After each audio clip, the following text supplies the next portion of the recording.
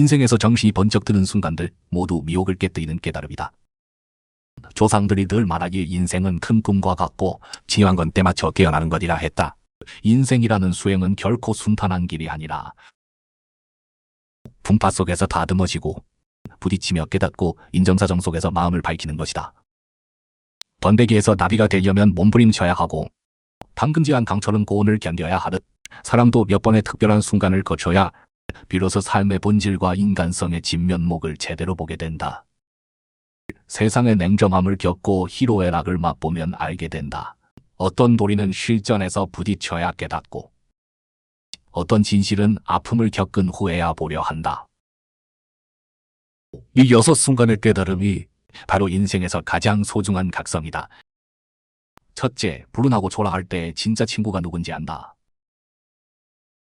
평소엔 술잔 부딪히며 형님 아우 하며 한 바지 입고 지내려 하고 복은 함께 나누자는 떠들썩함엔 누구나 끼고 싶어 한다. 하지만 이단 풍파가 몰아치고 불운이 따라붙으면 상황은 완전히 달라진다. 고개 돌려 못 본 척하며 건너편에서 구경하며 비웃고 넘어질 때 발로 밟아주며 우물에 돌 던져 이득 챙기고 심지어 며칠 전까지 웃으며 맞아주던 이가 지금은 남남처럼 인사 한마디도 아깝게 한다. 이런 부침이 어떤 인정 테스트보다 정확하다. 에서 말한 가난하고 부유함의 교우의 진심이 드러난다처럼 불운할 때의 세태. 진짜 사람을 가려내고 위선자를 드러낸다. 그제야 완전히 깨닫는다. 친구는 많은 게 중요하지 않고 환난을 함께하는 게 소중하고 정은 깊고 얕음이 아니라 눈 속의 온정이 중요하다. 앞으로 친구 사귈 땐 눈보라 속 한 줌 나무보다 연회에서 가득한 요리가 낫다. 둘째, 큰 병을 앓고 나서야 건강이 근본임을 깨닫는다. 얼마나 많은 이들이 젊을 때 목숨 걸고 돈 벌어 큰 돈 벌고 큰 집 사기를 최종 목표로 삼으며 밤샘 접대 몸 혹사도 대수롭지 않게 여겼던가.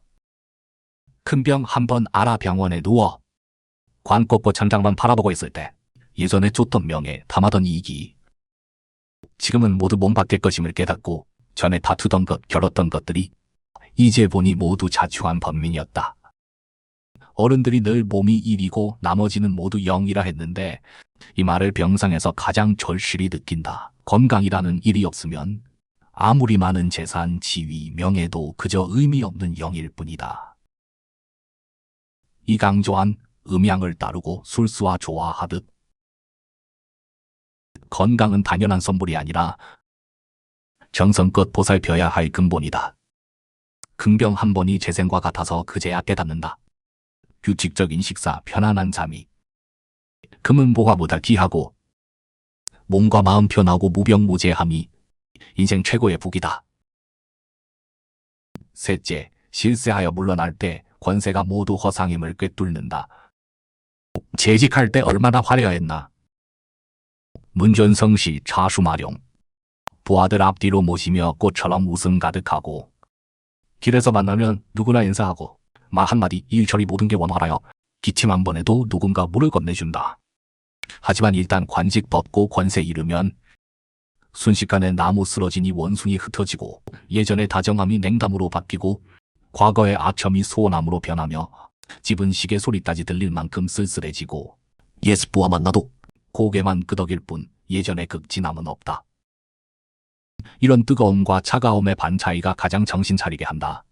예전에 남들이 존경한 건 당신이란 사람이 아니라 머리 위 관모였고 남들이 받던 건 당신 인품이 아니라 손안의 권력이었다.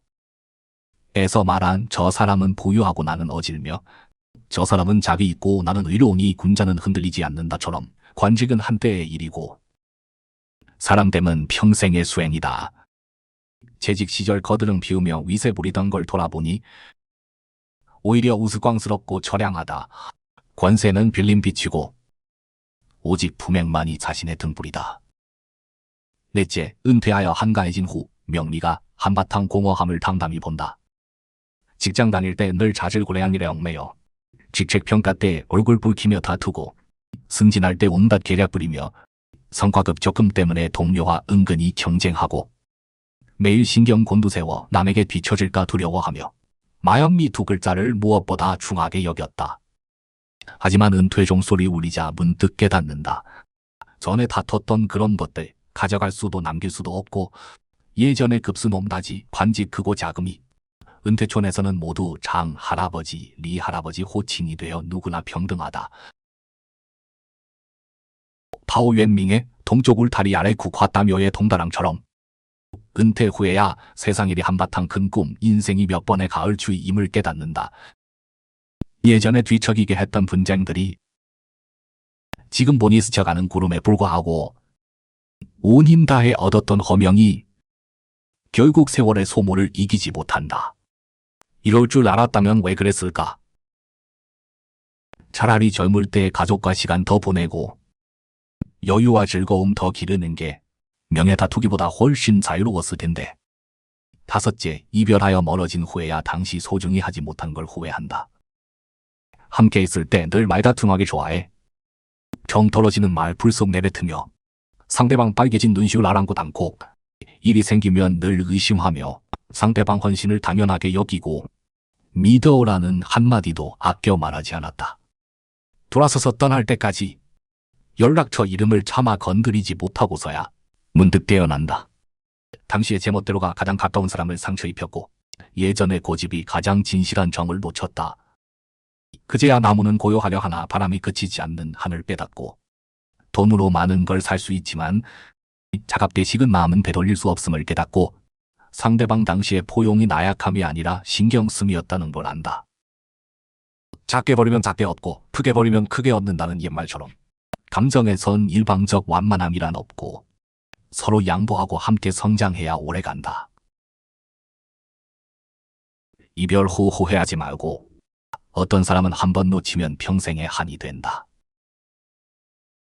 여섯째, 임종을 앞두고 되돌아볼 때 모든 게 지나간 일임을 깨친다. 사람 평생은 늘 구하고 다투며 보낸다.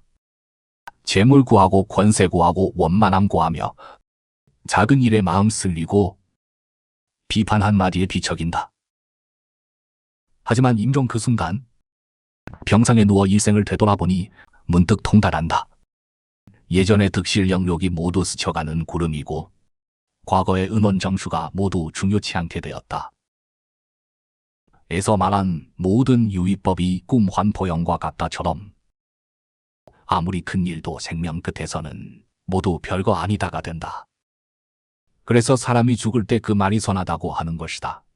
임종 씨의 사람은 모든 위장과 집착을 벗어던지고 진심만 말한다. 안타깝게도 이런 각성은 너무 늦게 와서 많은 한은 이미 보상할 수 없고 많은 잘못은 다시 바로잡을 기회가 없다. 인생은 갑자기 깨닫는 게 아니라 경험이 가르쳐주는 것이다.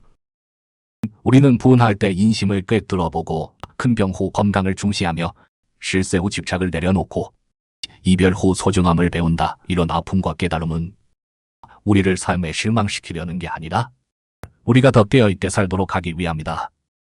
조상이 남긴 미리 준비하는 지혜와 현재를 사는 통달함도 전해주었다. 과거의 어리석음을 후회할 필요 없고 미래의 미지로 불안해할 필요도 없다. 눈앞의 건강, 진심인 친구, 따뜻한 감정을 소중히 여기고 매일매일을 충실히 살아가는 것이 인생에 대한 최고의 응답이다. 결국 인생에서 가장 소중한 각성은 뒤늦게 깨닫는 게 아니라 때맞춰 소중히 여기는 것이다.